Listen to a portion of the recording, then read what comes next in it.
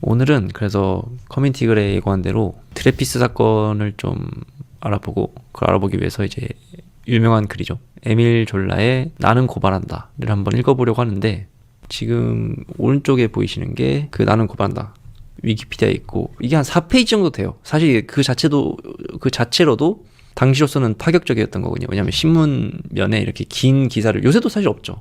기사 하나가 보통 한 면을 다 차지하는 경우도 잘 없잖아요. 근데 이렇게 몇 페이지에 걸쳐서 게재됐다는 것 자체가 좀 파격적이었고, 이날 신문이 발행되고 며칠 안에 이제 30만 부가 찍혔다고 해요. 그러니까 당시로서는 굉장히 이제 반향이 컸던 거고, 이거를 이제 읽을까 하다가 이제 제가 계속 번역을 해야 되는데, 보시는 분들은 이제 같이 읽으면서 보면 더 좋잖아요. 그래서 구글에 검색해 보니까 어떤 분이 그 블로그에 번역을 해 놓으셨더라고요. 번역한 걸로 봐도 큰 무리는 없을 것 같습니다. 어차피 뭐 내용을 보려고 하는 거니까. 그래서 이제 드레피스 사건은 대략적인 사건의 개요를 뭐 모르시는 분들도 당연히 있을 거고, 더 많을 수도 있죠, 모르시는 분들이 사실은. 그래서 이제 대강만 이제 먼저 어떤 사건이었는지 말씀드리자면, 이제 1894년에 프랑스에 있는 독일 대사관이었나요? 독일 건물에서 청소부가 있었어요. 그 프랑스인 청소부가 이제 사실 프랑스 정부의 스파이였죠. 그 사람이 쓰레기통이었나? 어디 건물 안에서 프랑스의 어떤 군사 정보가 담긴 이제 문서 같은 거를 발견했습니다. 근데 사실은 거기 있으면 안 될 자료죠. 독일 대사관 건물이니까. 그래서 이거는 우리의 프랑스 스파이가 유출하는 게 아닌가라고 해서 그걸 이제 보고를 하죠, 프랑스 군부에. 그래서 이제 이 군부의 어떤 조사 결과는 제대로 된 조사는 아니었지만, 이 드레피스라는 당시 대위가 유력한 용의자로 검거가 됩니다. 사실은 이 사람이 용의자로 찍혔던 이유가 뭐 별거 없었어요. 그 글씨체가 조금 비슷하다. 근데 이제 그건 나중에 조사 결과가 나오지만, 사실은 이제 필적 전문가들이 이제 같은 인물이라고 확인할 수 없다라고 이제 말을 했었거든요.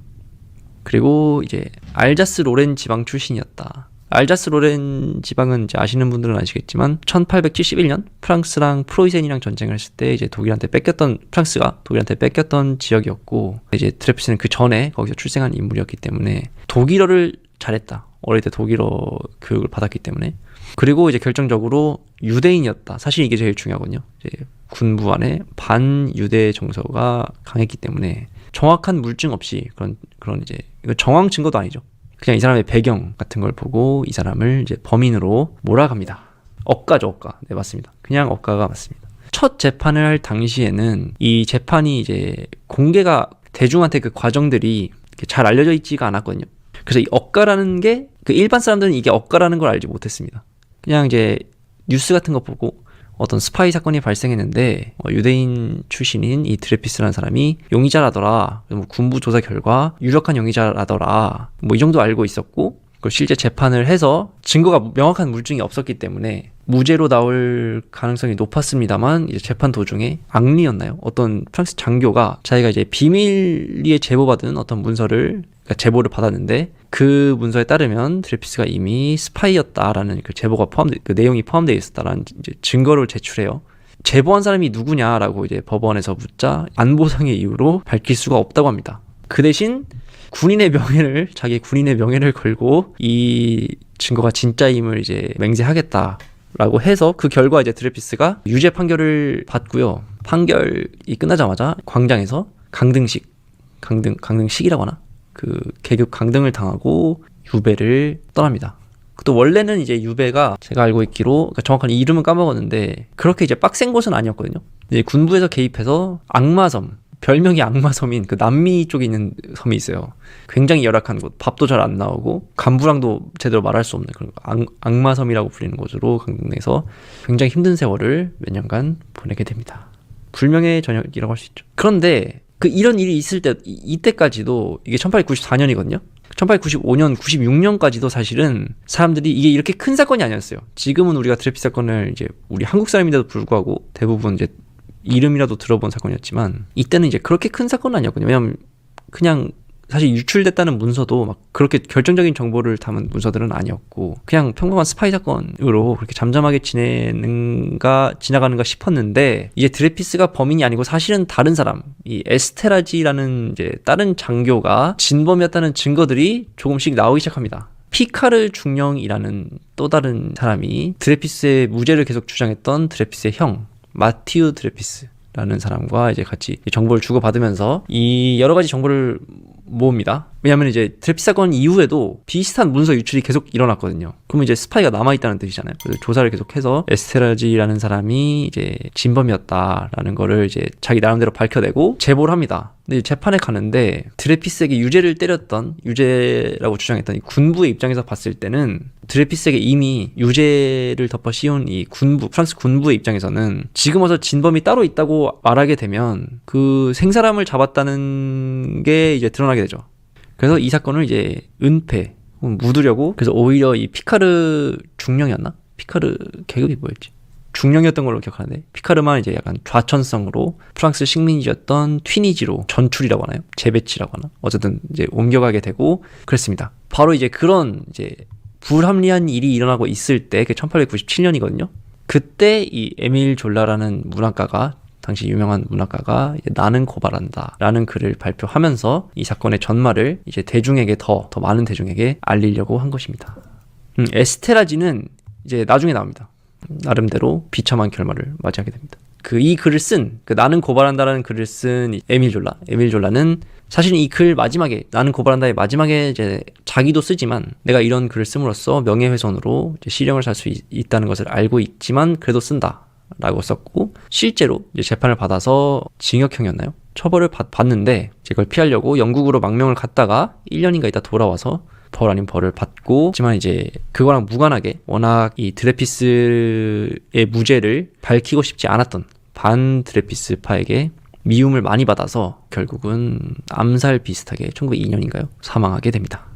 나는 고발한다라는 제목은 글이 실린 신문사 편집장이 맞습니다. 그 편집장이 클레망소라고 나중에 프랑스 총리까지 되는 인물입니다. 원래 언론사에 종사하고 있었고, 사실은 거기에 그 신문에 처음으로 이제 게재를 하려고 했던 게 아니었거든요.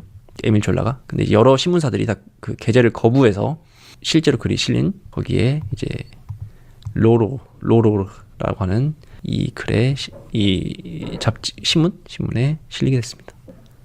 네, 맞습니다. 그 클레망소. 네. 그래서 이 형태로 이제 또 볼 수 있거든요. 근데 너무 이제 보면 가독성이 떨어지잖아요. 글씨가 조금 해서. 그래서 이제 PDF로 볼 수도 있고, 이 블로그에 한국어로 번역된 걸로도 볼 수 있는데 편하게 읽으실 수 있도록 번역된 걸로 보는 게 좋을 것 같습니다. 나는 고발한다를 한번 읽어보도록 하겠습니다. 이게 꽤 길거든요. 다 읽을 수 있을지 모르겠어요. 그리고 여러분 그걸 아셔야 돼요. 이 드레피스 사건을 왜 우리가 알아야 되는지를 좀 알아두면 좋은데, 이 편지는 어쨌든 지금 이 과정에 대해서 좀 자세하게 설명하는 거고, 그래서 이걸 우리가 왜 알아야 되는가, 이 사건에 대해서 왜 알아야 되는가를 한번 그 배경 지식으로 이제 알고 보시면 좀 더 도움이 되는데, 이 사건이 이제 드레피스가 무죄일 것이다 라는 정황이 나오면서 프랑스 사회가 극단적으로 나뉘거든요. 양극화. 그러니까 드레피스의 무죄를 주장하는 측과 드레피스가 유죄라고 주장하는 측, 혹은 무죄여도 이젠 어쩔 수 없다, 그러니까 묻어둬야 된다 라고 주장하는 측이 양쪽으로 나눠서 이제 프랑스 사회가 극단적으로 나뉘는데, 이 후자, 그러니까 유죄 혹은 무죄여도 묻어둬야 된다 라고 주장하는 축이 주로 이제 군부, 보수 세력, 특히 이들이 이제 밀접하게 연관되어 있는 게 이제 가톨릭 교회 세력. 당시에 프랑스가 우리가 제3공화국, 그러니까 1공화국, 2공화국, 3공화국 이렇게 순서대로 하잖아요. 제3공화국이었는데 이게 이제 프로이세니앙 전쟁에서 지면서 1871년부터 시작된 체제였는데, 이때까지도 이제 뭐 왕정으로 회귀해야 된다, 왕정 복구론자들이 있었고, 군부도 보수적이었고, 가톨릭도 보수적이었는데, 이건 또 나름의 이유가 있습니다. 프랑스 혁명 이후로 이제 프랑스 사회에서 진보적인 사람들, 진보 진영 혹은 자유주의 진영, 그러니까 자유주의가 진보냐 보수냐는 시대에 따라 달라요. 근데 이때는 이제 보통 진보나 이제 중도 진보로 보는데, 그러니까 이들은 항상 프랑스 사회, 이전까지 프랑스 사회의 문제가 국가와 종교가 너무 서로 연결되어 있다. 지금도 그렇습니다. 예를 들어서 어떤 게 있냐면, 학교 수업에서 뭐 종교 관련된 수업을 한다든지, 결혼제도, 결혼하고 이혼하고 이거를 교회에서 관리한다든지, 이런 거에 이제 이 사람들은 반대하는 거죠. 진보적인 사람들은 교회의 일은 교회가 알아서 하고, 국가의 일은 국가가 알아서 하고, 그래서 교회의 어떤 국가의 세금이라든가 국가의 예산이 편성되는 거에도 반대를 하는 거죠. 이런 주장을 했기 때문에 당연히 이제 그 전에 국가로부터 이제 이득을 보고 있던 교회 입장에서는 이게 싫을 수밖에 없겠죠. 진영이 그렇게 나뉘었었고, 이 이후 그러니까 드레피스 사건 이후 드레피스의 무죄가 밝혀지고 1902년이었나? 이제 총선이 열리는데, 그때 이제 진보 진영이 이기거든요. 그때 힘으로 1905년, 지금까지도 프랑스에서 굉장히 중요한 역할을 하는 정교 분리법을 라이시대라고 하는 뭐 세속화법이라고도 하고 정교 분리법이라고도 하는 그게 이제 도입이 돼서 예를 들어서 뭐 학교에서 종교에 관한 수업을 한다든지 교회 제도, 교회에 국가의 예산이 들어간다든지 이런 게 이제 안 됩니다. 프랑스에서는. 반대로 이제 사실은 독일 같은 경우는 저도 그걸 했는데 그 비자 신청할 때 우리 치면 뭐 전입신고 같은 거 하잖아요. 그럴 때 자기 종교를 쓰는 칸이 있어요. 예를 들어서 내가 개신교다 혹은 뭐 가톨릭이다 이렇게 쓰면은 나중에 그거에 따라서 세금을 좀 냅니다. 그러면 그 세금으로 그 성직자들 임금으로 들어가요. 그러니까 프랑스 사람들 입장에서 보면 완전한 세속화가 아닌 거겠죠. 그런 식으로 이 사건 이후에도 프랑스의 어떤 사회에 굉장히 큰 영향을 준 사건이었고 반유대주의라든지 그 프랑스의 양극화 이런 거에 굉장히 큰 영향을 미쳤기 때문에 중요한 사건이라고 할 수 있겠습니다. 결투로 해결을 많이 했다. 근데 결투는 그 19세기 말까지 유럽에서 많이 있었습니다. 꼭 이 사건 아니더라도 그냥 막 노동운동 하는 사람들도 갑자기 결투하다가 죽고 막 그래요. 강경한 세속주의가 저 사건이 이제 이게 현실화된 거의 원인인데 이제 사상적으로 혹은 이제 씨앗은 이미 프랑스 혁명 때 뭐 계몽주의자들부터 있었는데 이제 이게 법률로 딱 교회의 반대를 뚫고 딱 확정된 거는 이 사건 이후라고 할 수 있겠죠. 그래서 이제 에밀 졸라가 이거를 이제 출판이라고 해야 되나? 게재한 이후로 이제 전방위적으로 이제 공격을 많이 받았습니다. 아, 그리고 이것도 아시면 좋아요. 우리가 그 지식인이라는 말 하잖아요. 지금도 누구누구는 뭐 지식인이다 혹은 뭐 토론 100분 토론이나 토론 프로그램에 뭐 지식인 누구를 모셨습니다. 그 지식인이라는 개념, 인텔렉추얼, 엉텔렉투얼 이 개념이 널리 퍼지게 된 것도 사실은 이 에밀 졸라의 나는 고발한다 게재 이후거든요. 그러니까 무슨 의미냐면 여러분 그 지식인이라고 하면은 어떤 게 떠오르세요? 지식인이랑 비슷하지만 좀 다른 개념. 학자, 뭐 전문가 그런 게 있겠죠. 교수, 교양인 그런 게 있는데 교수죠. 교수는 곧 지식이니까요. 이게 지금은 이제 좀 경계가 흐릿할 수도 있는데 이때 당시에는 이제 명확한 차이점이 있거든요.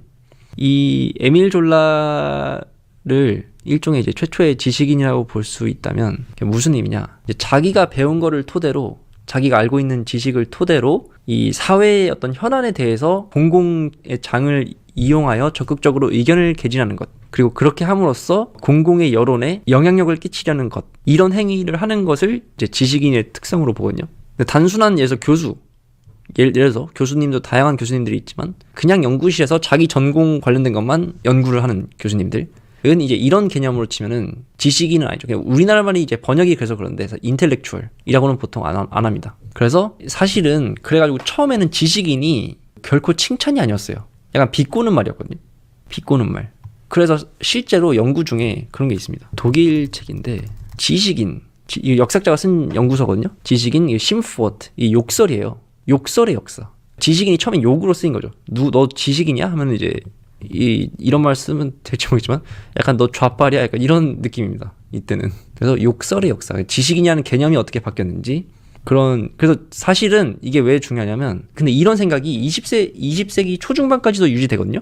그래서 사실은 이제 지금은 그렇게 의미가 많이 흐려졌는데 경계가 흐려졌는데 20세기 초중반에는 예를 들어 누구를 가리켜서 보수적 지식인이다 라고 하면은 사실은 그 시대착오적 용어예요. 왜냐하면 이제 지식인이라는 말이 이제 보수 진영에서 좌파지 아니 사실 이렇게 너무 이분법적으로 제가 말하고 있긴 한데 어쨌든 상대를 욕하기 위해서 만든 단어거든요. 그래서 이제 보수적 지식인이다 라는 말은 사실 원래의 어원으로 돌아가면 사실은 이제 형용모순 같은 단어죠. 그런 측면이 있습니다. 이걸 알아두시면 좋아요.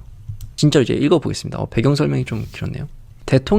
이 대통령은 이제 펠릭스 포르라는 사람인데 그러니까 그 사람에 대한 자세한 것까지 알아보긴 좀 너무 오래 걸릴 것 같고 일전 제게 베풀어주신 따뜻한 환대에 다시 한번 감사드립니다. 이제 원문인데 제가 이걸 보고 이제 이 둘이 만난 적이 있나 찾아봤거든요. 근데 잘 못 찾겠어요. 저도 이 사건 전문가는 아니어가지고. 근데 만난 적이 있었나 봐요, 전에. 그 감사의 마음과 더불어 당신의 영광에 흠집이 생기지 않을까 염려하는 제 마음.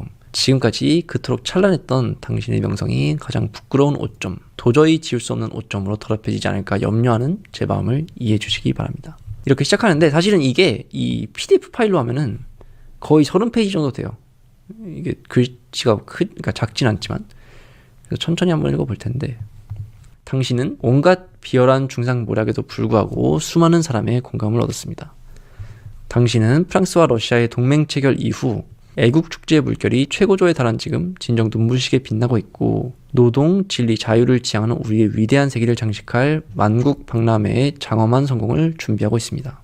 이게 만국 박람회가 제가 알고 있기로 1900년에 프랑스에서 열리거든요. 그렇죠. 프랑스 파리에서 열렸다. 그러니까 이게 지금으로 치면 약간 뭐 올림픽이나 이제 월드컵급이죠.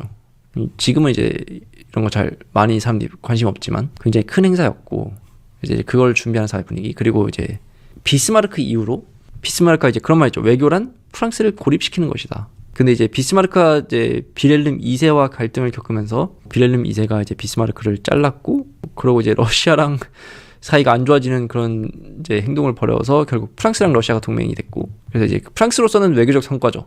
독일로서는 치명타였고 그래서 뭐 이런 일들 당시 상황들 알 수 있습니다. 그런데 그 가증스러운 드레피스 사건이라니 당신 이름에 대해 게다가 당신 통치에 대해 이 얼마나 말도 안 되는 먹칠인지요. 군사법정은 에스테라지라고 불리는 자 모름지기 진실과 정의에 대한 최대의 모욕인 이자에게 이제 막 감히 명령에 따라 무죄를 선고했습니다. 그러니까 이 글이 실린 시점이 딱 나중에 진범으로 알려지는 에스테라지에 대해서 무죄가 선고되는 그 시점입니다. 프랑스의 얼굴에는 지울 수 없는 오점이 생겼고 역사는 당신이 대통령일 때 그런 사회적 범죄가 저질러졌다고 기록할 겁니다. 그들이 감히 그렇게 했기에 저는 감히 이렇게 하겠습니다. 저는 진실을 말하겠습니다. 왜냐하면 정식으로 재판을 담당한 사법부가 만천하에 진실을 밝히지 않는다면 제가 진실을 밝히겠다고 약속했기 때문입니다. 제 의무는 말을 하는 겁니다. 이게 이제 그 지식인의 파토스 같은 거죠. 그 지식인의 핵심. 자기 신념에 따라서 말을 하는 거. 영향을 주는 거. 저는 역사의 공범자가 되고 싶지 않습니다. 만일 제가 공범자가 된다면 앞으로 제가 보낼 밤들은 가장 잔혹한 고문으로 저지르지도 않은 죄를 속죄하고 있는 저 무고한 사람의 유령으로 가득한 밤이 될 것입니다. 대통령 각하, 정직하게 살아온 한 시민으로서 솟구치는 분노와 더불어 온몸으로 제가 이 진실을 외치는 것은 바로 당신을 향해서입니다. 저는 명예로운 당신이 진실을 알고도 외면하지는 않았으리라고 확신합니다. 그렇지만 국가 원수인 당신이 아니라면 제가 도대체 누구에게 진범들의 악랄한 죄상을 고발해야 하겠습니까? 대통령에게 쓰고 있지만 사실은 이제 신문에 실었기 때문에 프랑스 시민들을 향해서 쓰는 것이기도 하죠. 여기서 이 도입부만 봐도 새로운 어떤 지식인 개념의 출현이라는 것을 엿볼 수 있습니다. 말을 하는 것이 의무다. 양심에 따른 거. 우선 재판과 드레피스의 유죄 선고에 관련된 진실을 말씀드리겠습니다. 사악한 한 인간이 모든 일을 꾸미고 모든 일을 저질렀는데 당시 일개 소령이었던 뒤파티 드클랑 중령이 바로 그 인간입니다. 이 사람이 이제 드클랑 중령, 이 사람이 처음에 드레피스가 이제 범인이라고 주장한 드레피스를 기소했다고 해야 되나? 잡은 체포한 사람이거든요. 근데 이 사람이 뭐 조사를 되게 이상하게 해요. 막 잠결에 깨워서 자백하라고 하고 뭐 글씨 써봐서 이제 필체 비교를 하는데 필적 전문가들이 이제 동일 인물이라고 확신할 수 없다라고 주장하는데도 밝혔는데도 불구하고 억지로 이제 유죄로 몰아간 핵심 인물입니다. 그는 드레피스 사건 그 자체라고 할 수 있습니다. 성실하게 조사하면 그가 한 행동과 그가 져야 할 책임이 명백히 드러날 텐데 그날이 오면 사람들은 이 사건을 제대로 이해하게 될 것입니다. 그는 진정으로 음험한 인간이며 복잡한 인간이며 허황한 술책에 민감한 인간이며 빼돌린 문서, 익명의 편지, 외딴 곳에서의 접선, 심야의 치명적 증거를 파는 수수께끼의 여인들이 나오는 삼류신문 연재소설에 탐닉하는 인간입니다. 사실 약간 이것까지는 이제 취미생활이죠. 네, 어쨌든 드레피스에게 문제의 명세서, 이게 명세서가 이제 번역이 돼서 그런데 독일 대사관에서 나온 그 문서예요. 그 문서를 그대로 받아쓰게 할 생각을 한 것도 이자입니다. 온통 거울로 둘러싸인 방에서 드레피스를 신문할 생각을 한 것도 이자입니다. 그 소령이 우리에게 증언했듯 소리 없는 랜턴을 들고 잠든 피고 곁으로 살며시 다가가 갑자기 얼굴에 불빛을 비추고 피고로 하여금 문득 잠이 깨는 충격 속에서 범행을 자백해야 할 생각을 한 것도 이자입니다. 제가 여기서 모든 것을 다 말씀드릴 필요는 없겠습니다. 요컨대 찾으면 찾아질 테니까요. 저는 다만 드레피스 사건의 심리를 담당한 조산교 뒤파트 드클랑 소령이 사건 일자와 책임 소재에 비추어 이 가공할 사업적 오판의 최대 범죄자임을 단언하는 바입니다. 제 오타쿠임, 그죠? 오타쿠이 있죠. 그 오타쿠랑은 사실은 이제 상관없는데 시대적 인식이라고 이제 보면 되겠죠. 문제의 문서는 발견 직후 정보국장 쌍데르 대령의 수중으로 들어갔습니다. 얼마 전 그는 전신마비 증세로 죽었습니다. 그런데 언제인가 자료 유출이 발생했습니다. 이런저런 문서가 없어졌고 이 문서들은 오늘날까지도 행방이 묘연합니다. 그리고 명세서 작성자가 누구인가의 생각이 미치자 사람들은 조사도 않고서 대뜸 그건 참모본부 장교이자 포병 장교일 수밖에 없다고 결론지었습니다. 이것은 분명한 이중의 잘못, 이 문서가 얼마나 피상적으로 조사되었는지를 단적으로 보여주는 이중의 잘못입니다. 사실 조금만 논리적으로 생각해보면 일반 군장교의 소행이라는 것을 누구나 알 수 있었던 까닭에 예단은 금물이었습니다. 제가 아까도 말씀드렸죠. 그러니까 드레피스가 사실은 이제 범인이라는 증거가 물증이 따로 없었거든요. 당연하죠. 드레피스는 실제로 범인이 아니었으니까. 유대인 출신이었다는 거. 그리고 이제 예전에 이제 독일 땅이었던 알자스 로렌 지방 출신이었다는 거. 그리고 이제 성격이 이제 평소에 유대인이었던 까닭에 그런 건지는 모르겠어요. 다른 동료 군인들로부터 평판이 안 좋았다. 이것도 이제 그 재판 결과에 반영이 되거든요. 근데 그건 이제 드레피스의 잘못인지 아니면 유대인이란 이유로 차별을 받았기 때문인지 그건 이제 알 수 없죠. 내부 문제로 추정되었기에 사람들은 내부를 수색했고 필적을 조사했습니다.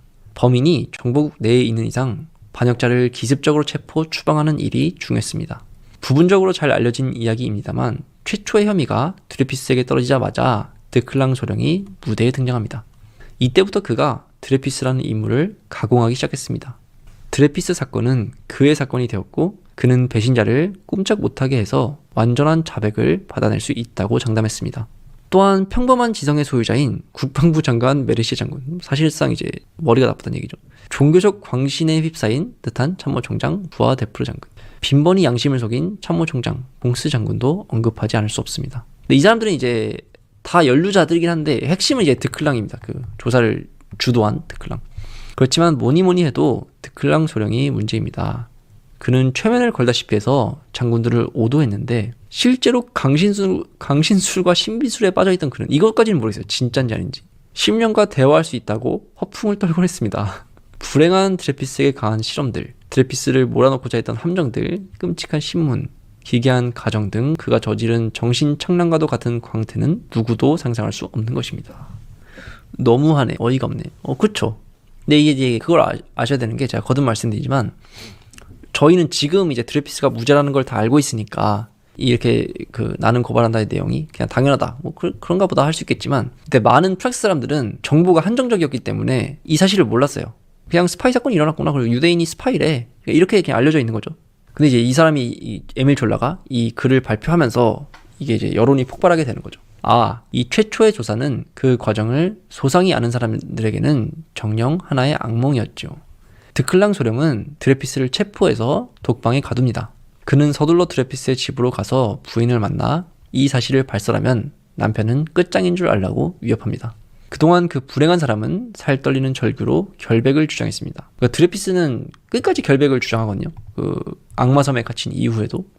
대단하죠. 한마디로 15세기 괴담에나 나올 법한 잔인한 계략과 신비스러운 억측이 난무하는 가운데 신문이 이루어진 것이죠. 모든 것이 유치하기 짝이 없는 단 하나의 증거, 즉 그 알량한 명세서, 독일 대사관에서 발견되었다는 그 문서. 비열한 배반일 뿐만 아니라 가장 파렴치한 사기였던 그 명세서, 더욱이 거기 실린 유명한 기밀사항이란 것도 사실상 별 가치가 없는 그 명세서에 근거해 있습니다. 바로 여기서부터 진짜 범죄, 프랑스를 병들게 한 가공할 정의는 부인이 시작됐으니까 정의가 부인되었다. 저는 어떻게 사법적 오판이 가능하게 되었는가?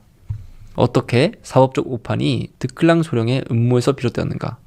그리고 아까 말한 그 장군들이 거기에 휘말려서 조금씩 책임질 일을 저지르게 되었는가를 분명히 하고 싶습니다. 더욱이 이 세 장군은 나중에는 이 오판을 성스러운 진실, 심지어 토론의 대상이 될 수 없는 진실로 내세우려고 했습니다.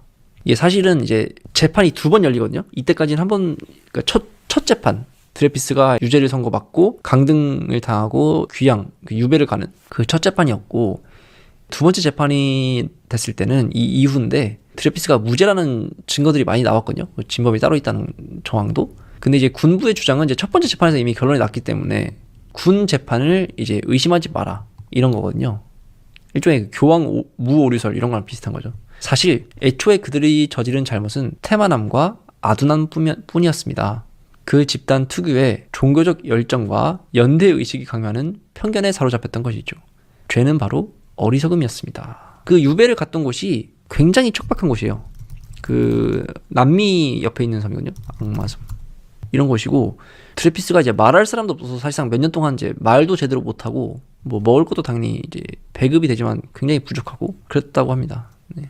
그런데 드디어 드레피스가 군사법정에 섰습니다. 재판은 완전 비공개로 진행했습니다. 이게 이제 또 이것도 중요한데 재판이 비공개라 더더욱 이제 일반 시민들은 정황을 모르는 거예요. 그러니까 어떤 증거로 뭐 유죄가 될 수 있고 무죄가 될 수 있는지 이 재판의 경황을 보지 못하고 그 판결 결과만 보는 거죠. 스파이가 있었나 보다. 그렇게 된 겁니다. 모르는 사람들은. 적에게 국경을 열어 독일 황제를 노트르담 성당까지 안내한 반역자라 하더라도 이보다 더 시시하며 재판을 하진 않았을 겁니다. 국민들은 대경 실석한 채 온갖 풍문이 떠도는 이 무시무시한 배신 행위에 대해 수군거렸습니다. 물론 그들은 국가의 조치를 존중했습니다. 그쵸? 이제 그 재판 결과만 보니까 그들은 그 어떤 가혹한 형벌도 충분치 않다고 생각했습니다. 스파이라고 하니까 그쵸? 그들은 죄인에 대한 공개 군적 박탈식에 갈치를 보냈고 죄인이 회한을 씹으며 오욕의 바위에 영원히 묶여있기를 바랬습니다. 그런데 저 비밀의 방에서 조심조심 묻어야만 했던 그 말할 수 없는 것들, 전 유럽을 화염에 휩싸이게 할 수 있었다는 그 위험한 것들은 과연 진실일까요? 아닙니다. 그 방에는 오직 드클랑 소령의 기괴하고도 광기 어린 상상력만이 있었습니다. 기상천외한 삼류소설을 실화로 만들기 위해 그는 모든 것을 날조했습니다. 군사법정에서 낭독된 기소장을 주의 깊게 살펴보면 이 사실은 금방 드러납니다. 그쵸. 아내가 많이 도와줬죠. 아내랑 편지로 이제 서신 교환을 하고, 그 다음에 드레피스의 형이 드레피스가 무죄라는 거를 이제 믿고 계속 이제 그걸 밝히려고 사회적으로 노력을 하거든요. 그쵸. 성스러운 군 재판을 모욕하지 마라. 이거죠. 재판 시도 자체가 이제 그렇게 인식된 거죠. 이 사람들한테는. 이 얼마나 어처구니 없는 기소장인지요. 이런 기소장으로 한 인간에게 유죄 판결이 내려진다면 이것이야말로 불의의 극치입니다. 저는 정직한 사람이라면 이 기소장을 읽고 저 악마섬에서 말도 안 되는 속죄를 강요당하고 있는 한 인간을 생각하면서 참을 수 없는 분노를 느끼고 반항의 외침을 내지르지 않을 수 없으리라고 장담합니다. 드레피스는 수개 국어를 구사합니다. 유죄. 그러니까 증거라는 거죠. 그러니까 이게 기소장이 되는 거죠. 수개 국어를 구사합니다. 근데 사실 제가 아까 말했듯이 알자스 로렌 지방 출신이기 때문에 이 사람이 테라스 때는 이게 독일 땅이었거든요. 프랑스 땅이었는데 이제 자랄 때 프로이센과의 전쟁 이후에 다시 독일 땅으로 넘어가는 우리가 마지막 수업으로 알고 있는 국영 분쟁 지역이었기 때문에 어릴 때부터 프랑스어도 하고 독일어도 할 수 있는 거죠. 그러니까 너 독일어 할 수 있어? 유죄. 그의 방에서는 위험한 서류도 한 장도 발견되지 않았습니다. 그런데도 유죄. 그는 가끔 조상의 나라를 방문합니다. 유죄. 그는 근면하며 모든 것을 알고자 할 정도로 지식욕이 강합니다. 그러니까 유죄. 그는 마음의 동요를 일으킵니다. 그러니까 유죄. 얼마나 터무니없는 내용이며 얼마나 황당한 주장인지요. 기소 항목은 모두 14가지였습니다. 그런데 결국 문제는 오직 한 가지 명목, 즉 그 유출된 명세서입니다. 우리는 필적 전문가들의 의견이 일치하지 않았다는 사실. 그쵸, 제가 아까 말씀드렸죠. 유출된 문서랑 이 드레피스의 손글씨를 비교했는데 이제 필적 전문가들이 이게 같은 인물의 글씨라는 것을 확신할 수 없다라고 말했었거든요. 그런데도 유죄라고 강행을 한 거죠. 그런 사실과 그들 중 한 명인 고베르시가 참모본부의 의도대로 결론을 내지 않았기에 험악한 처우를 받았다는 사실도 알고 있습니다. 법정에는 23명의 장교가 드레피스를 생매장할 증언을 하러 왔었습니다. 아까 말했죠. 이제 동료들로부터 평판이 안 좋았다. 이게 또 반영이 되거든요. 우리는 지금도 신문이 어떻게 진행되었는지 정확히 모르지만 그래도 그들 모두가 드레피스에게 불리한 증언을 하지 않았다는 것은 분명합니다. 23명 중에 그러니까 불리한 증언을 하지 않았던 사람도 있었겠죠. 그런데 한 가지 주목할 것은 그들 모두가 국방부 소속이었다는 사실입니다. 말하자면 모두가 한 통속인 가족 재판이었던 셈입니다. 그 점을 잊지 마시길 바랍니다. 참모본부가 재판을 원했고 판결을 내렸습니다. 그리고 방금 막 두 번째 판결을 내렸습니다. 뭐 때문에 평판이 안 좋은 건지. 그러니까 이제 그 유대인 출신이라는 게 이제 컸고, 왜냐면 이제 군부가 이때 당시에 굉장히 보수적인 그 분위기였거든요. 그 아까 말했지만 이제 카톨릭 계열이 많았고 정치적으로 보수적이었고 반유대주의가 그 여러분이 나치만 생각하지만 그 유럽 대륙 전체적으로 19세기, 20세기 초중반까지도 반유대주의가 전통적인 반유대주의가 굉장히 강했거든요. 명세서가 유일한 물증이었지만 필적 전문가들조차 의견 일치를 보지 못했습니다. 군법회의 재판관들이 당연히 무죄 판결을 내릴 것이라는 소문이 돌았습니다. 바로 그래서 이제 이런 사건이 일어났는데 참모본부가 유죄 선고를 정당화하기 위해 한 장의 기밀 서류의 존재를 주장하기 시작한 것은 바로 이때입니다. 일반에 공개할 수 없는 기밀 서류, 모든 것을 정당화해주는 기밀 서류, 우리가 경배해야 할 기밀 서류, 볼 수도 없고 알 수 없는 전지전능한 신과도 같은 기밀 서류. 저는 그 기밀 서류의 내용을 온몸으로 부인합니다. 한마디로 웃기는 서류입니다. 이 서류의 내용 중에 D라는 이니셜로 불리는 자가 등장한다고 합니다. 뭐 이렇게 몸것이 아닌 비싸를 내주었음에도 불구하고 사람들이 제대로 값을 치르지 않는다고 여기는 남편처럼 이 자는 온갖 불평을 늘어놓는 모양입니다. 그런데 이런 편지가 선전포고 없이는 공개할 수 없는 국방 관련 기밀 서류라니요. 여기서 이제 드레피스가 이제 범인이라는 증거가 있다고 이제 국방부가 주장하거든요. 이것은 거짓입니다. 아무런 양심의 가책도 없이 새빨간 거짓말을 늘어놓다니 정말 가증스럽고 파렴치한 인간들입니다. 그들은 국민 감정 뒤에 숨긴 채 무사람들의 가슴을 동요시키고 정신을 왜곡시키고 입을 막고 있습니다. 저는 이보다 더 큰 범죄를 본 적이 없습니다. 미국이랑 영국 없었으면 파리 독일한테 점령당했을 뭐 2차 세계대전 때 실제로 점령당하죠. 네. 대통령 각하 바로 이렇게 해서 사법적 오판이 저질러졌습니다. 게다가 드레피스의 도덕성, 부유한 환경, 범죄 동기의 부재, 끝없는 무죄의 외침은 그가 드클랑 소령의 기발한 상상력, 그를 둘러싼 종교적 환경, 우리 시대의 불명예인 더러운 유태인 사냥 등의 희생자였음을 더욱 확신하게 합니다. 그러니까 범죄의 동기가 없다 이거죠. 이 사람이 이렇게 할 이유가 없어요. 호소하는 대상이 대통령인 이유가 뭔가요?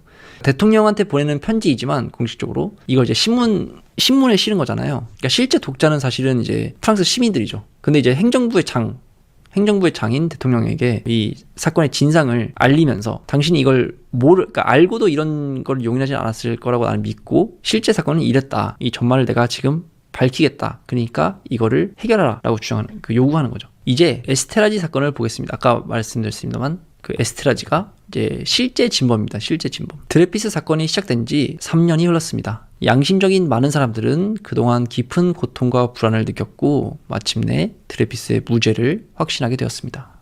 제가 여기서 그 캐스트네르 씨의 의심과 확신의 연대기를 작성할 필요는 없겠습니다. 이 캐스트네르라는 사람도 이제 그 드레피스가 범인이 아니라는 거, 진범이 아니라는 거를 이제 좀 정황상 눈치채고 드레피스를 도와주려고 했던 사람이에요.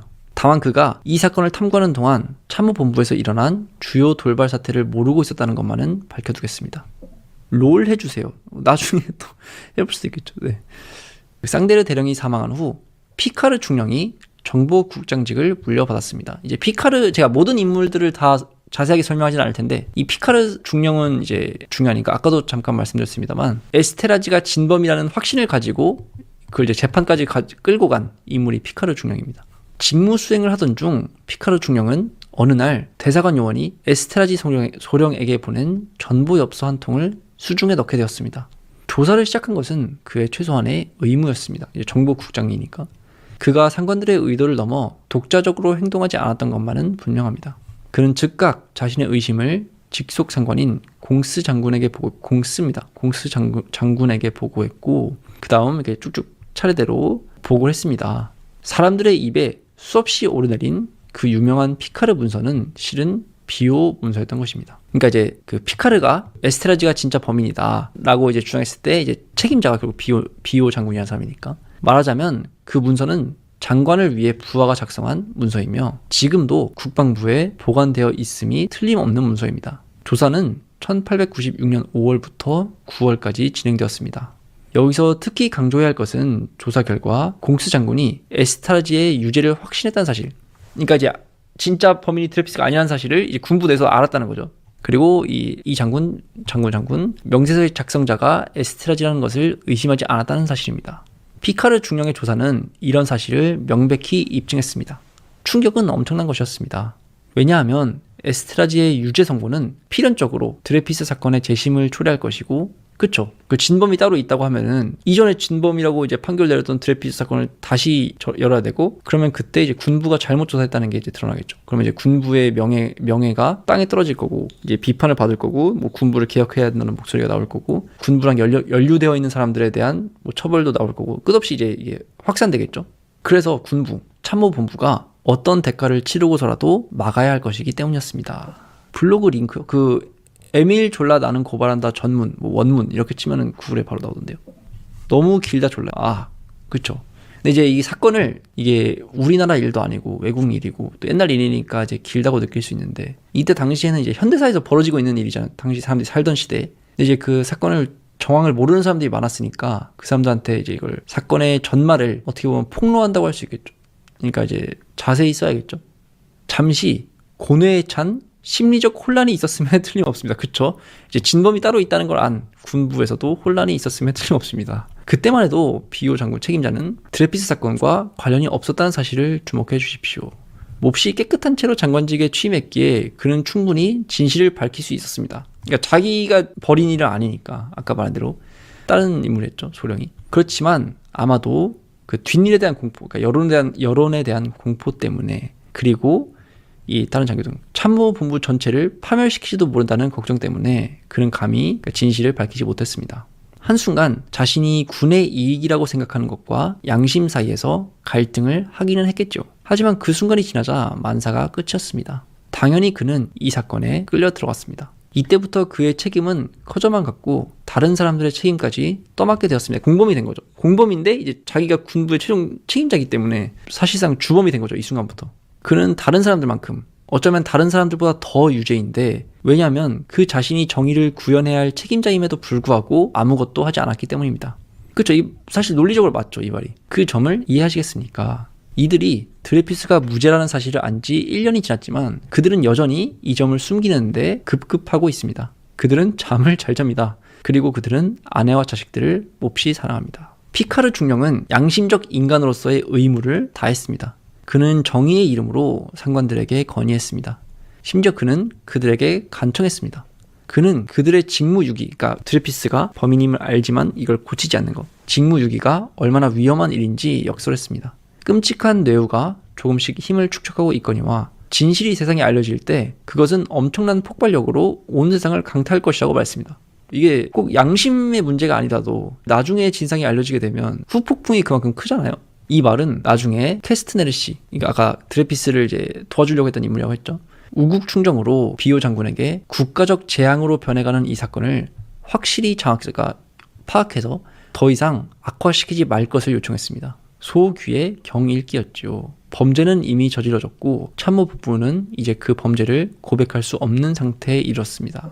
에밀 졸라 소설이 인기가 없는, 에밀 졸라는 이때 이미 유명한 소설가였어요. 돈도 많이 벌고 책 많이 팔려서 경제적으로 부유하고 뭐 아쉬울 거 없는 사람이었습니다. 그래서 아쉬울 거 없는 잘 살고 있는 그런 사람이었죠. 사실 이게 모른 척하면 그냥 편안하게 살 수 있는 인물이었는데, 아까도 말했지만 자기 양심에 따라서, 양심이 자기가 침묵하는 거를 받아들일 수 없다라고 해서 이제 글을 쓰게 된 것이죠. 그들은 그를, 그 피카르 중령, 아까 말했죠, 이제 튀니지로 보내버렸다고, 재배치시켜서 좌천시키는 거죠. 진실을 자꾸 파헤치려고 하니까 그를 점점 더 멀리, 그리고 끝내 튀니지까지 보냈는데 언젠가는 짐짓 그의 용기를 치하하면서 학살의 위험이 상당히 높은 지역을 시찰하는 임무를 맡기려 하기도 했습니다. 전형적인 그 좌천 과정이죠. 모레스 후작이 죽음을 맞은 것은 바로 이 지역입니다. 그러나 그가 완전히 버림받은 것은 아니었습니다. 공스 장군은 그와 우정 어린 교신을 계속하고 있었습니다. 다만 비밀을 간파했다는 것이 모두에게 위험한 일로 인식되었습니다. 충분히 이해할 수 있고, 어떤 분위기, 그 군대 내에서 어떤 분위기인지 다들 아시겠죠? 이걸 보면. 한국에서 소설이 잘 안 나와서요. 아무래도 이게 문학책이 얼마나 팔린지 모르겠네요. 근데 어쨌든 이제 확실한 거는 에밀 졸라는 당대에도 유명한 문학가였고 상업적으로도 꽤나 성공을 거두고 있었다. 그래서 부유하게 잘 살고 있었다라고 저는 이제 알고 있습니다. 아마 맞을 거예요. 불문학이 잘 번역이 안 되는 것 같아요. 그렇군요. 에밀 졸라도 어그로 전문가가 아니었을까? 어그로가 너무 지루해. 남미 문학 저는 이제 제가 문학책을 사실 많이 읽진 않는데 100년의 고독 진짜 재밌게 읽었습니다. 100년의 고독 안 읽어보신 분들도 있을 텐데 시간 나시면 한번 읽어보시면 진짜 재밌어요. 그 남미의 어떤 분위기도, 사회 분위기도 알 수 있고 진짜 재밌습니다. 베르나르 베르베르, 그 약간 적절한 비유인지는 모르겠는데 살짝 그런 거죠. 그 게임계 스타크래프트 같은, 이생아리만큼 한국에서 인기가 많은, 그분을 이제 폄하하는 건 아니고 한국에서 인기 많은 것도 그럴 수 있죠. 네. 100년의 고독은 진짜 재밌어요. 한편 파리에서는 진실이 불굴의 행진을 계속했습니다. 우리는 예견된 그 뇌우가, 아까 말한 그 진실이 밝혀졌을 때의 뇌우, 어떻게 폭발했는지 알고 있습니다. 마티우 드레피스 씨가, 이게 이제 드레피스의 형입니다. 형. 에스테라지 소령을 명세서의 진짜 작성자로 고발했고, 바로 그때 캐스트네르 씨는 재심 요구서를 법무부 장관에게 제출하러 갔습니다. 에스테라지 소령이 등장하는 것은 바로 이 시점입니다. 증언에 따르면 맨 처음 그는 자살이나 도망을 고려할 정도로 심리적 공황 상태에 빠졌습니다. 그런 다음 그는 방약 무인하게도 행동하며 난폭한 태도를 취함으로써 온 파리를 경악해 했습니다. 구원의 손길이 그에게 뻗쳤던 것입니다. 그는 대비책을 알려주는 한 통의 편지를 받았습니다. 수수께끼의 여인이 한밤중 그를 방문하여 참모본부에서 훔친 한 장의 서류, 그를 살려줄 한 장의 서류를 전해주었던 것입니다. 그것은 궁여지책으로 드클랑 중령의 풍부한 상상력의 산물임에 틀림없었습니다. 드클랑 중령 아까 말씀드렸죠. 그 드레피스를 조사해서 그를 유죄로 몰고 간 가장 핵심적인 인물, 그 조사의 책임자. 그의 작품, 즉 드레피스의 유죄가 부인될 위험에 처하자 그는 자기 작품, 그러니까 드레피스 유죄 사건을 확실하게 보호하고자 했던 것입니다. 사건의 재심, 그것은 곧 너무도 엉뚱하고 너무도 비극적인 삼류 연재소설의 파산을 뜻하죠. 그것은 그러니까 그 드클랑 중령이 도저히 허용할 수 없는 것이었습니다. 그때부터 대결은 피카르 중령과 드클랑 중령 사이에서 벌어졌는데, 한 사람은 얼굴을 백일화에 드러내고 있었고 다른 한 사람은 가면을 쓰고 있었습니다. 사람들은 머지않아 민간 법정에서 그 두 사람을 보게 될 겁니다. 그런데 실은 자기 방어를 하고 자기 범죄를 고백하지 않은 것은 언제나 참모본부였습니다. 그러니까 이게 말씀드렸지만 이제 당시 군부가 약간 그 보수의 상징 같은 거였거든요. 이미. 그렇기 때문에 이제 그 자유주의 진영, 그리고 이제 진보 진영, 그 사회주의 진영 이렇게 여러 가지 있는데, 나머지 진영으로부터는 이제 평판이 이미 안 좋은 상태였죠. 군부 내 왕정 복고론자, 그러니까 왕정으로 돌아가야 된다. 이제 제3공화국식인데 이렇게 주장한 사람들도 있었고 뭐 그렇습니다. 사람들은 경악을 금치 못하면서 도대체 누가 에스트라지 소령을 보호하고 있는지 자문했습니다. 우선 베일에 가린 인물, 모든 것을 꾸미고 모든 것을 지휘한 드클랑 중령이 있었습니다.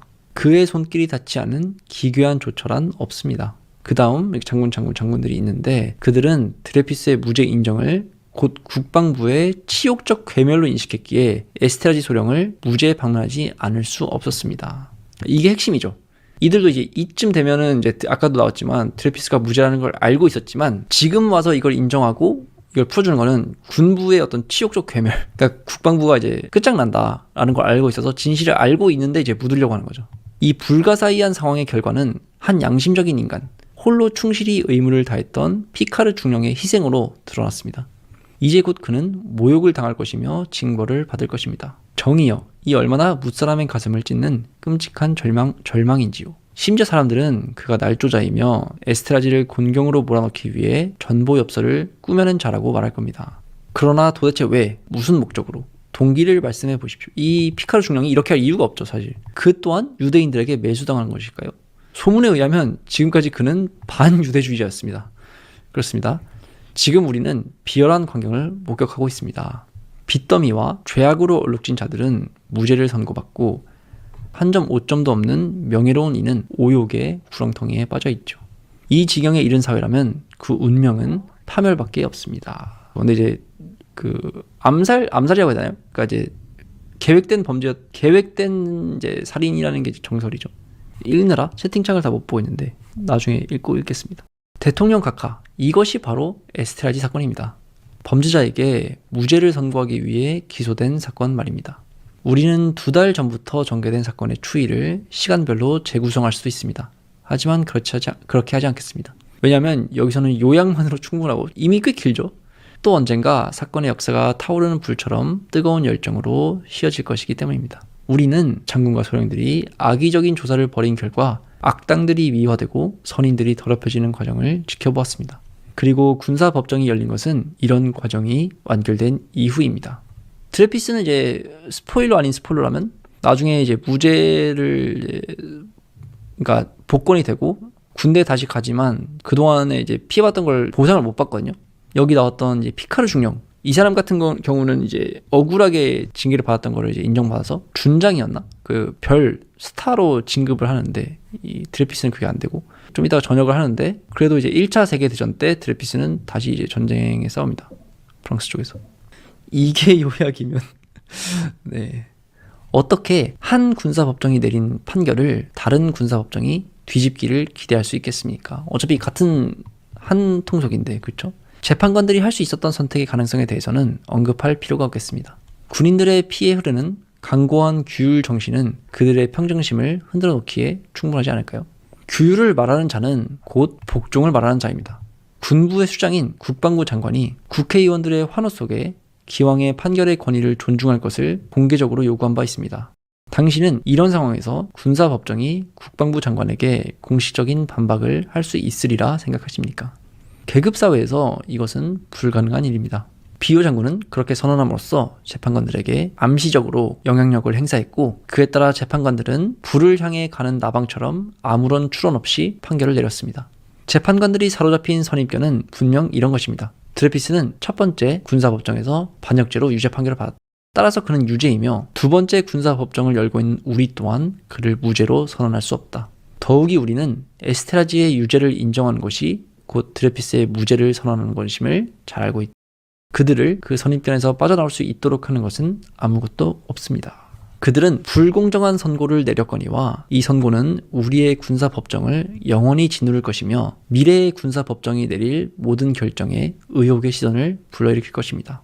첫 번째 군사법정은 어리석었을 뿐이라고 말할 수도 있지만 두 번째 군사법정은 범죄를 저질렀다고 말하지 않을 수 없습니다. 이게 이제 핵심이죠. 첫 번째 군사법정은 이제 뭐 판결하는 사람들도 뭐 조작된 증거를 뭐 보고 판단했다든가 그래서 이제 어리석었다라고 할 수 있지만 이 두 번째 법정은, 그러니까 재심은 이 드레피스가 무죄라는 거를 이제 증거를 통해서 알고 있는데 그래도 이제 그 뒤집지 않는 거니까 이건 이제 범죄를 저질렀다고 말하지 않을 수 없는 거죠. 거듭 말씀드릴 건데 두 번째 군사법정의 변명은 군부의 수장이 기왕의 판결을 손댈 수 없는 것, 신성한 것, 인간의 차원을 넘어서는 것으로 선언한 탓에 하위 계급자들 가운데 그 누구도 그 선언을 반박할 수 없었다는 것입니다. 그들은 군대의 명예를 역설했고 우리가 군대를 사랑하고 존경하기를 원합니다. 물론입니다. 우리는 프랑스 땅을 위협하는 그 어떤 도전에도 분연히 일어설 군대를 사랑하고 존경합니다. 군대는 프랑스 국민 그 자체이며 우리는 그러한 군대에 대해 무한한 애정과 존경을 간직하고 있습니다. 그러나 정의를 갈망하는 우리는 존엄성을 잃은 군대를 원하지 않습니다. 내일 우리에게 칼을 겨누고 지배자로 군림할 군대, 그 군대의 칼자루에 경건하게 입을 맞추라니 맙소사, 결단코 그건 안 될 말입니다. 이중 부정까지 쓰네 머리 터지겠다. 이래서 지식이란 말이 여러분이 이 당시에 살았던 프랑스 사람이라고 생각해보세요. 어떤 유대인이 독일한테 이제 문서를 유출하는 범죄 스파이 짓을 했대. 그래서 뭐 악마섬이라는 데로 유배를 갔대. 그것만 처음에 보시면 무슨 생각하겠어요? 아 역시 유대인이 문제야. 뭐 혹은 아 역시 스파이가 문제야. 스파이는 독방에 가둬야지. 뭐 죽을 때까지 가둬놔야지. 이렇게 생각을 했을 거잖아요. 보통 사람이면. 근데 이제 이걸 이제 여러분이 어느 날 기사로 봤다고 생각해보세요. 그 한번 상상, 감정이입. 아마 이제 이거를 이제 뭐 대충 훑어보고 뭐 안 봤을 수도 있겠지만 이걸 이제 꼼꼼히 읽어본다면 꽤 이제 놀라서 읽지 않았을까요? 실제로 그래서 이제 30만 부 넘게 팔렸고 이 신문이 큰 신문사가 아니었거든요. 그래서 이게 그 신문으로 보시면 이 원문이 이거거든요. 굉장히 글씨가 작게 있고 이게 4페이지인가 그래요. 이걸로. 그래서 이제 이 형식 자체도 당시로서 파격적입니다. 이런 그 기사의 형식 자체도 당시의 기준으로 굉장히 파격적인 것이었어요. 제목도 ዣ큐스, 나는 고발한다. 강렬하죠, 제목이. 그리고 이제 공화국 대통령에게 보내는 편지, 이것도 이제 강렬하고. 프랑스는 나치 치하에서 적극적으로 유대인을 박해한 국가죠. 그래서 이제 그 유대인 이제 집 강제 이동, 그 수용소로 강제 이동시키는 거에 이제 협력을 많이 했죠. 저도 방금 저만 약 썼습니다. 지금 저 글을 대다수의 신문사가 안 받아줬는데 저것만 받아줌. 맞아요. 대신 제목을 이제 대신 지어줬죠. 어그로성 조회수 유도. 다른 한편 저는 다음과 같은 점을 논증했습니다. 드레피스 사건은 국방부 사건입니다. 참모본부 간부들의 압력으로 유죄 선고를 받았습니다. 바꾸어 말하면 참모본부 전체가 유죄가 되지 않는 한 드레피스는 무죄가 될 수 없습니다. 그지 이게 핵심이죠. 반대도 마찬가지예요. 드레피스가 무죄가 되려면 참모본부 전체가 이제는 유죄가 돼야 돼요. 그러니까 이제 필사적으로 막는 거죠. 따라서 국방부는 상상할 수 있는 모든 수단을 동원하여 예컨대 언론 캠페인, 흑색선언, 이게 신문에서 이게 굉장히 많이 나오거든요. 이때 그 드레피스 유죄라고 하는 거. 영향력 행사 등을 통해 드레피스를 다시 파멸시키고 에스테라지를 보호했습니다. 비호 장군 스스로 그렇게 부르듯이 예수의 교단에 가해야 할 공화국 정부의 빗질이란 도대체 어떤 것일까요? 도대체 모든 것을 재조직하고 쇄신할 진정 강력한 정부, 슬기로운 애국 충정의 정부는 어디에 있는 것일까요? 국방을 맡은 자들의 정체를 잘 알고 있는 수많은 사람들이 전쟁 발발의 위험 앞에서 고뇌로 전율하고 있습니다. 그렇죠. 이제 이런 사람들이 이제 국방을 담당한다고 생각하면 전쟁이 실제로 일어나면 무슨 일이 일어날지 끔찍하죠. 생각만 해봐도. 조국의 운명이 결정되는 이 신성한 사원은 저열한 음모와 비방과 횡령의 보금자리가 된 지 오래입니다. 그들은 한 불행한 인간, 즉 땡땡치고 더러운 유태인의 희생, 이름하여 드레피스 사건을 비춘 환한 조명 앞에서 몸을 떨고 있습니다. 실로 모든 것이 광기, 어리석음, 기괴한 상상력, 비열한 경찰 근성, 종교 재판식의 매도, 전제적인 폭압으로 뒤흔들렸고 몇몇 장교와 장성들의 영달을 위해 국가 전체가 군화에 짓밟혔으며 진실과 정의를 외치는 국민의 목소리는 국가 이익이라는 미명하에 질식되었습니다. 이것도 이제 중요한 당시 논쟁이거든요. 이 또 다른 축, 이 뭐 진보 대 보수 축 말고 또 이제 유대주의와 그러니까 반유대주의와 반유대주의 축 말고 또 다른 이제 논쟁이 그 드레피스가 유죄라는 건 맞지만 이걸 묻어둬야 된다라고 주장하는 사람들의 근거 중 하나가 여기 국방부의 입장이랑 비슷해요. 이 사건이 이제 무죄로 다시 드러나면 국가가 위험해진다. 이 군부가 흔들리기 때문에. 그래서 이제 적당히 묻어둬야 된다. 사실 이제 지금도 오늘날에도 그런 논리는 많이 있죠. 그러니까 이쯤에서 그만 그냥 피해 본 건 안타까운데 어쩔 수 없지 뭐 이렇게까지 왔는데 묻어둬야지 어떡해. 약간 이런 논리. 국가 전체의 이익이냐 아니면 한 개인 파멸된 한 개인의 복권이냐라는 이제 그런 논쟁도 이 논쟁의 또 다른 축입니다. 악독한 언론에 기대는 것, 파리의 온갖 사기꾼들에게 도움을 청하는 것, 그리하여 파렴치하게도 사기꾼들이 승리하고 인권과 청렴 결백이 패배하게 만드는 것은 범죄 행위입니다. 전 세계에 오판을 강요하려는 사악한 음모에 맞서 프랑스를 자유와 정의의 1등 국가로 만들고자 필사의 노력을 경주하는 사람들을 국가 혼란죄로 다스리는 것은 범죄 행위입니다. 여론을 오도하는 것, 여론을 집단 정신 착란으로 몰고 가 사악한 협잡에 이용하는 것은 범죄 행위입니다. 인권의 위대한 자유국가 프랑스를 병사하게 할 가증스러운 반유대주의의 어둠 속에 몸을 숨긴 채 일반 서민들을 중독시키고, 그러니까 반유대주의에 중독시키고 반동과 배척의 열정을 부추기는 것은 범죄 행위입니다. 증오심을 유발하는데 애국주의를 이용하는 것은 범죄 행위입니다. 이건 이제 솔직히 지금도 그렇죠. 증오심을 유발하는데 애국주의를 이용하는 것. 이건 이제 나라와 시대를 막론하고 이제 볼 수 있죠, 흔히. 증오심을 유발하는데 애국주의를 이용하는 것은 범죄 행위입니다. 끝으로 인간이 꽃피운 일체의 과학이 진실과 정의가 지배할 내일을 향해 한 걸음 한 걸음 전진하고 있는 이때 총칼을 현대의 신으로 삼는 것은 범죄 행위입니다. 반반 유대주의, 4분의 1 유대주의가 아니고 다 아시죠? 장난치시는 거죠. 반유대주의에 반대하는 반유대주의. 우리가 그토록 열정적으로 갈망했던 이 진실, 이 정의, 그들이 그것을 모욕하고 경멸하고 암흑의 구렁텅이에 던져놓는 것을 지켜보는 슬픔이란 정녕 말로 표현할 수 없군요. 근데 저도 슬픕니다. 이걸 보면 충분히 이해가 돼요. 무슨 말인지. 저는 캐스네르 씨의 가슴 속에 있었을 좌절을 짐작할 수 있겠습니다. 아까도 말했지만 캐스네르 씨는 이제 드레피스를 도와주려고 한 인물이죠. 저는 그가 마침내 후에, 즉 상원의 대정부 질의의 날 비밀의 보자기를 전부 풀어놓고 모든 것을 백일하에 드러내지 못했다는 후회, 즉 더 혁명적으로 행동하지 못했다는 후회를 느끼리라고 생각합니다. 그는 공정한 삶을 살아온 위대한 신사였습니다. 그는 진리란, 특히 그것이 한낮의 햇살처럼 자명할 때에는 그 자체로 충분한 것이라고 생각했습니다. 태양이 이미 모든 것을 비출 텐데 굳이 모든 것을 뒤엎을 필요가 있을까요? 그렇지만 그는 그 낙관적인 평정심 때문에 지금 잔혹한 형벌을 받고 있습니다. 고매한 인격 탓에 공스 장군의 편지를 공개하려 하지 않았던 피카르 중령에 대해서도 같은 말을 할 수 있겠습니다. 그가 규율을 존중하고 있는 동안, 그러니까 이제 범죄 드레피스가 무죄고 에스테라지가 이제 진범이라는 걸 알고 정식 절차대로 군부에 보고해서 이걸 해결하려고, 그러니까 규율을 존중하고 있는 동안 그의 상관들은 그를 흙탕물로 뒤덮고 그의 사건을 가장 예기치 않은 방식으로, 가장 모욕적인 방식으로 심리하고 있었습니다. 악마가 활약하고 있을 때 신이 임하기를 기다린 두 희생자, 두 신사, 두 깨끗한 영혼이 여기 있습니다. 피카르 중령의 경우 우리는 그에 대한 야비한 처사를 목격하기도 했습니다. 아까 말했죠. 이제 튀니지로 발령됐다고. 즉 프랑스 법정은 보고 책임자로 하여금 증인 피카르를 공개적으로 공격하도록 방치한 후 증인 피카르가 자기 입장을 설명하고 변호할 때는 비공개 밀실을 만들었습니다. 저는 이것이야말로 또 하나의 범죄 행위며 이 범죄 행위는 전 세계의 양심을 뒤흔들 것이라고 단언합니다. 명백히 두 번의 군사법정은 기괴한 정의의 개념을 창조하고 있습니다. 이중첩자라는 말이 저도 봤는데 근거는 없지 않나요, 딱히? 대통령 각하, 진실은 이처럼 단순합니다. 그리고 이 무시무시한 진실은 당신의 통치에 지울 수 없는 오점을 남길 것입니다. 저는 당신이 이 사건에 대해 아무런 권한이 없으며 단지 헌법과 측근의 수인일 뿐이라는 것을 알고 있습니다. 하지만 당신은 그래도 역시 완수해야 될 의무를 지니고 있습니다. 저는 최후의 승리를 추워도 의심하지 않습니다. 더욱 강한 확신으로 거듭 말씀드립니다. 진실이 전진하고 있고 아무것도 그 발걸음을 멈추게 하지 못할 것입니다. 오늘에서야 사건이 진정으로 시작되고 있는데, 왜냐하면 오늘에서야 각자의 입장이 확실해졌기 때문입니다. 한쪽에는 햇빛이 비치기를 원치 않는 범죄자들이 있고, 다른 한쪽에는 햇빛이 비칠 때까지 목숨마저도 바칠 정의의 수호자들이 있습니다. 이미 말씀드렸지만 다시 한번 강조합니다. 진실이 땅속에 묻히면 그것은 조금씩 자라나 엄청난 폭발력을 획득하며 마침내 그것이 터지는 날 세상 모든 것을 날려버릴 것입니다.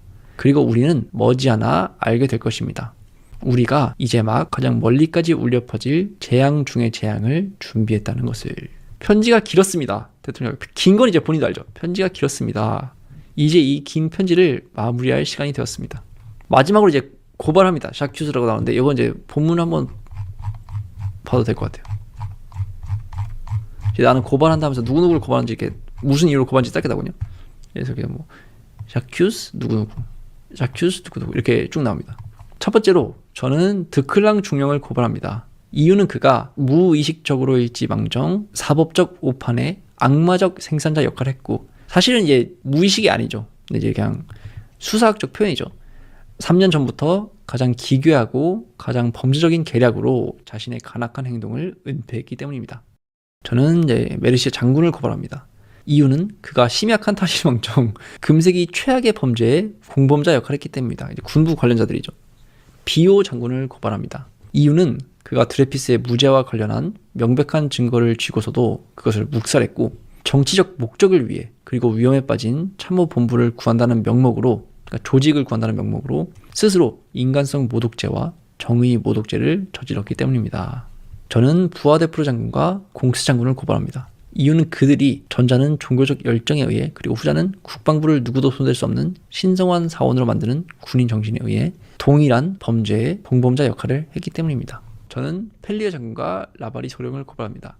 이유는 그들이 사악한 조사, 즉 후자의 보고서가 보여주듯 불공정의 기념비와도 같은 조사를 했기 때문입니다. 저는 3명의 필적 전문가를 고발합니다. 이유는 의료 진단에 의해 그들의 시력과 판단력에 문제가 있었음이 입증되지 않는 한 그들이 날조된 거짓 보고서를 작성했음이 틀림없기 때문입니다. 그 에밀 조라 선생님이 좀 잘 돌리시는군요. 의료 진단에 의해 그들의 시력과 판단력에 문제가 있었음이 입증되지 않는 한. 저는 국방부를 고발합니다. 이유는 그들이 여론을 오도하고 잘못을 은폐하기 위해 이렇게 신문사들을 통해 가증스러운 언론 캠페인을 벌였기 때문입니다. 마지막으로 저는 첫 번째 군사법정, 그러니까 드레피스에게 유죄를 선고했던 첫 번째 군사법정을 고발합니다. 이유는 그들이 비공개 서류에 근거해서 피고에게 유죄를 선고함으로써 법을 위반했기 때문입니다. 그리고 이제 두 번째 군사법정을 고발합니다. 이유는 그들이 상관들의 명령에 따라 첫 번째 군사법정의 불법성을 은폐하기 위해 진실을 알고서도 범죄자를 무죄 석방하는, 그 에스테라지를 무죄 석방하는 사법적 범죄를 저질렀기 때문입니다. 위에 고발을 함으로써 저는 1881년 7월 29일 제정된 언론법 30조 및 31조에 따라 명예훼손 행위로 기소될 수 있음을 잘 알고 있습니다. 아까 말씀드렸죠. 실제로 이제 유죄 판결을 받죠. 그러므로 저의 행위는 순전히 의도적인 것입니다.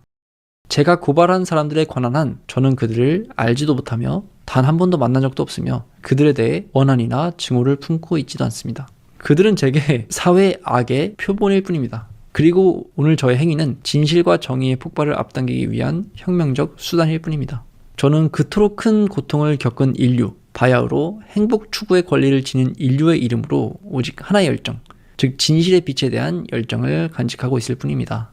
저의 불타는 항의는 저의 영혼의 외침일 뿐입니다. 부디 저를 중재재판소로 소환하여 푸른 하늘 아래에서 조사하시기 바랍니다. 기다리겠습니다. 존경과 더불어 인사드립니다. 대통령 카카. 안녕히 계십시오. 이렇게 해서 다 읽어봤는데, 여러분이 길다고 하지만 사실 이제 육성을 읽었을 때 지금 1시간 좀 넘게 걸리거든요. 이걸 읽으면 사실은 이제 그렇게 오래 걸리지 않아요, 생각보다. 한 번에 고발을 하고.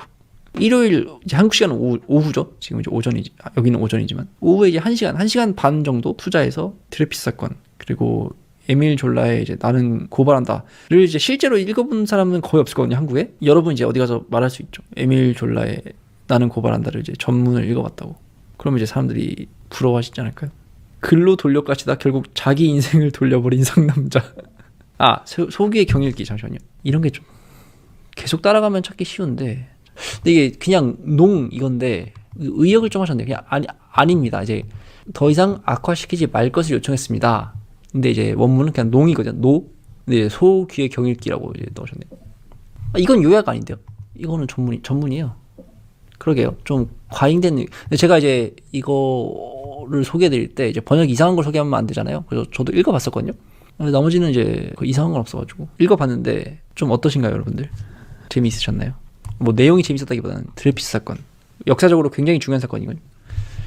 이때 이제 프랑스의 악시용 프랑세스, 그 프랑스의 극우 단체인데 반유대주의 설파하고 막 극단적인 거리에서 막 사람들한테 린치가 하고, 여기 보시면은 보이시나요? 1899년에 설립됐다고 나오죠. 이들도 이제 반 드레피스파, 그러니까 드레피스의 무죄를 옹호하는 사람들에 대한 이제 반발로 생겨난 이제 중요한 단체거든요. 제 논문에서도 다뤘었던 단체인데, 이런 거에도 영향을 끼쳤을 정도로 이 드레피스 사건은 단순한 한 인물에 대한 사건이 아니라 프랑스 사회에서 굉장히 중요한 사건이었어요. 유명한 전문을 읽어본 것만으로 맞습니다. 그렇게 생각하시면 이제 저도 뿌듯합니다. 너무 길어요. 그렇군요. 에밀 졸라 글의 수혜는 클레망소가 받은 건가요? 클레망소가 이제 총리가 되고 이건 좀 나중이고, 이 글의 수혜는 결국 프랑스 사회가 받은 거 아닐까요? 저는 그렇게 생각하는데, 프랑스 사회가 이제 결과적으로 나아졌으니까 저는 그렇게 생각합니다. 저도 사실은 이제 오늘 소개해드리려고 전문을 처음부터 끝까지 다 읽은 거는 처음이에요. 특히 한국 번역본으로 본 거는 또 처음이고, 네, 재밌었습니다. 처음이 이제 시작이 반유대주의, 그러니까 에밀 졸라는 반유대주의, 악시용 프랑세스는 반유대주의, 그렇게 볼 수 있겠죠. 악시용 프랑세스 현존하나요? 그 잡지가 있거든요. 잡지, 저널. 근데 뭐 영향력은 이제는 뭐 거의 없다고 봐요. 저는 이제 그렇게 알고 있어요. 최초에 설립하는데 이제 핵심적인 역할을 했다는 사람이 이제 샤를 모라스. 이 사람이 이제 좀 중요한 사람입니다. 근데 위키피디아 너무 짧네요. 굉장한 어그로꾼이었고 이제 나쁜 사람이었죠. 나쁜 사람이고 나중에 이제 나치에 협력하기도 하고. 드레피스 사건 정말 유명한 사건인데, 제가 수능사 세계사 공부할 때는 수능 세계사에 드레피스 사건 안 나오나요? 제가 한번 옛날에 수능 세계사 풀어보기 컨텐츠를 해볼까 싶어가지고 수능 세계사 어떤 문제들이 출제하는지 봤거든요. 근데 특히 막 인도 쪽이랑 중앙아시아 이런 쪽을 제가 다 까먹어가지고 바로 보기엔 좀 너무 까먹었어요. 독일의 FDJ가 뭐죠? 뭐 약자죠? 이거는 지금 없지 않을까요? 이거 있어도 이렇게 중요한 역할을 안 할 것 같은데요? 나중에 풀려났죠. 드레피스님이 나중에 이제 풀려나서 복권도 되시고 풀려나는 과정이 있는데, 그 과정에서 첫 번째는 이제 유죄는 계속 인정하되 그 감옥에서는 풀어줬다가 나중에는 아예 이제 무죄 해가지고 이제 군대에도 복귀합니다. 근데 이제 아까 말한 그 피카르 중령 같은 경우는 억울하게 피해를 받은 걸 인정받아서 장군으로 진급하거든요. 드레피스는 이제 시간이 많이 지났는데 그 진급을 안 시켜줘가지고 그동안에 피해를 감안을 안 해줘가지고 좀 이따가 전역하고 1차 세계대전까지 참전하고, 그러니까 전역했다가 다시 참전하고, 제가 알고 있기로 1930년대에 죽는 걸로 알고 있는데, 그렇죠. 1935년까지 살아요. 그 군적 박탈시, 아까 어떤 분이 댓글로 남겨주신 건 이 사진, 그림이겠죠. 이 그림. 유죄는 인정하되 풀어준 거 아니. 그게 이제 첫 번째예요. 그 두 번째는 이제 아예 무죄예요. 그 한 번에 그 과정이 여러 번 있었어요. 그런 수모를 당하고도 1차 세계대전에 참전하더니 진짜 애국자다. 그 드레피스가 이제 무죄를 인정받은 다음에 주변에서 그런 게 많았거든요. 여기 아까 나오는 인물들 있잖아요. 그 에밀 졸라가 나는 고발한다 하면서 말했던 인물들. 그 사람들한테 이제 그 사람들을 고발하라는 그 주변에서 조언이 많았어요. 그러니까 피해를 보상받게. 드레피스가 제가 알고 있기로는 딱히 고발을 더 이상 안 했던 걸로 알고 있어요. 프랑스 제3공화정에서 정치적 맥락이 있는 사건 사고는 한국 육공화국의 사건 사고와 비슷한 것처럼 보이기도 하는데, 그럴 수 있죠. 사실 우리나라도 뭐 간첩 조작 사건 이런 거 있었으니까. 1차 대전 소집되었을 때 어디 소속이었나요? 그것까지는 저도 모르겠습니다. 근데 잠시만요. 포병장교였는데 1917년에는 이제 실제 전선에도 있었고, 베르댕. 1918년에는 이제 훈장도 받고, 아들도, 이건 몰랐네요. 아들도 포병장교였네요. 1차 대전 원인이 자본주의 및 제국주의 국가들의 이해관계 충돌. 그 1차 대전 원인은 책으로 치면은 막 1000쪽짜리 책들이 있거든요. 그래서 이제 뭐라고 한 문장으로 설명드린 좀 그렇고, 진짜 간단하게 주신 거 제가 이제 영상 옛날에 만들었어요. 1차 대전 원인. 그거 한번 보시면 그 외교 관계나 좀 그런 거 나오거든요. 1차 대전은 진짜 그래요. 몽유병자들 책이 있거든요. 이게 이제 1차 세계대전이 어떻게 일어나게 됐는가 그 과정을 역사학자가 쓴 책인데, 쪽수 나오죠 여기. 1016쪽. 1016쪽. 어느 정도 실제 사진이나 영상으로 남아있는 세계사는 너무 재밌음. 그쵸? 저도 그렇게 생각합니다. 1차 세계전은 진짜 그래요. 그 되게 복잡해요. 외교 관계도 복잡하게 얽혀 있고, 이제 유럽 내부의 외교 관계, 그다음에 이제 해외 식민지에서의 갈등, 그다음에 뭐 경제적인 요소, 군사적인 요소, 막 이런 게 다 얽히고 설켜가지고, 그다음 내부 정치, 국내 정치적인 요소, 뭐 이런 거. 이거 번역된 책이에요. 이거 팔아요.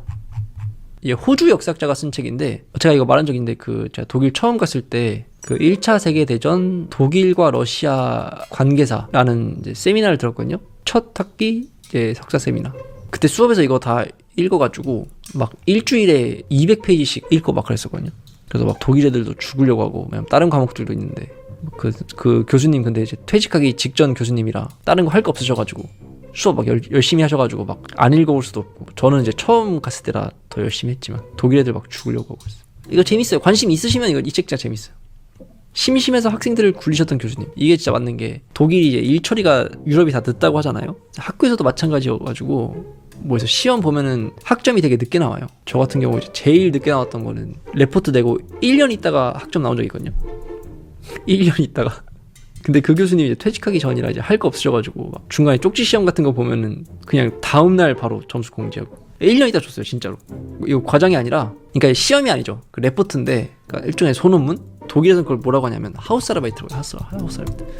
우리 치면 숙제란 뜻인데 직역하면은 소논문이에요. 이렇게 목차 짜가지고 보통 한 20페이지 되거든요. 20페이지 되는데 이걸 이제 교수도 다 읽고 그걸 다 해요. 그 평가서를 다 적어놓습니다. 한 페이지 분량으로. 그러니까 이 세미나에 예를 들어서 뭐 10명 있었다 하면은 200페이지잖아요. 20페이지 10개면은. 그러니까 교수도 이거 빨리 할 수가 없어요. 교수 자기 논문도 써야 되고 자기 뭐 할 거 많잖아요, 교수님들. 그리고 이제 학생들도 이거 뭐 학점 빨리 나오기를 기대하지도 않고. 그래가지고 이제 한 학기 이제 방학 밀려가지고 본 학기 들어가면은 교수님 시험 없으니까 다음 학기 방학으로 밀리고 하다 보니까 1년 있다 나온 적 있어요. 어쨌든 아까 말했지만 이 몽유병자들 이 수업은 근데 막 다음 날 바로 나왔다.